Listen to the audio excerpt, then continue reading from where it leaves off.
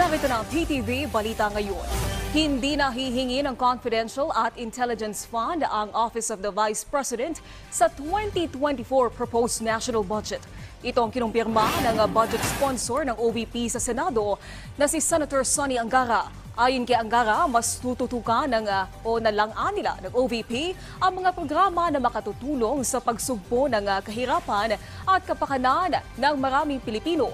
Samantala, wala pang isang oras ay mabilis na nakalusot sa plenaryo ng Senado ang mahigit 1.8 billion pesos na panukalang pondo ng Office of the Vice President sa susunod na taon.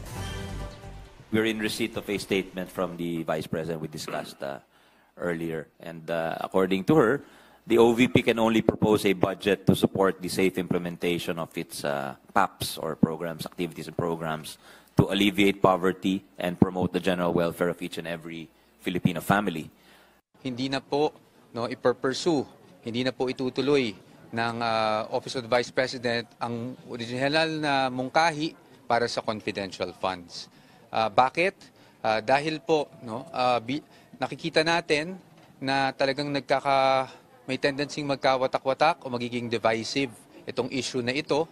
At dahil dito, ang naniniwala ang ating Vice Presidente na siya ay nanumpa na panatiliing mapayapa at matatag ang bansang Pilipinas. Kaya hindi na po niya ipursue ang proposal for confidential funds.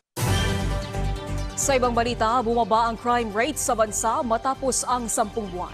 Sa report ng Philippine National Police, nasa 8% ang ibinaba ng index crime mula Enero hanggang Oktubre, kumpara sa naitala noong 2022 sa kaparehong panahon.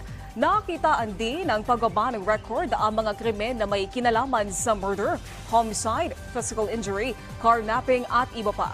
Kasunod ng pagbuti ng record, patuloy na tinitiyak ni PNP Chief General Benjamin Accord Jr. ang seguridad ng publiko laban sa mga iligal na aktibidad o krimen. Samantala, alamin natin ang ibang balita mula kay Jessie Atienza ng PTV Cebu. Daghang salamat Naomi og maayong adlaw. Laing tulo na sab ka mga engkwentro tali sa armadong kusog ug sa bandidong grupo ang nahitabo dinha sa probinsya sa Negros Occidental.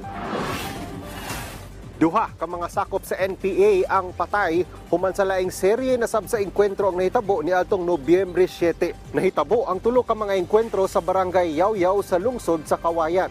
Na-recover sa kasundaluhan ang usa ka M16, usa ka M14 rifle, usa ka kalibre 45 nga pistola ug anti-personnel mine. Gila sa commander sa Visayas Command sa Armed Forces of the Philippines na si Lieutenant General Benedict Arevalo ang padayong paningkamot sa mga tropa nga mapuksa ang terorismo sa Kabisayaan. Samtang sa laing bahin, formal nang gikanselar sa COMELEC ang ipahigayong special elections diha sa ikatulong distrito sa probinsya sa Negros Oriental. Pinaagi sa usa ka resolution gikan sa House of Representatives, formal nang gikansela ang special elections nga nakaschedule karong Desyembre 9. Tungod niini, nagmando na ang kadagkuan sa COMELEC ngadto sa COMELEC Region 7 sa pagtak-op na sa pagpangandam nga gihimo.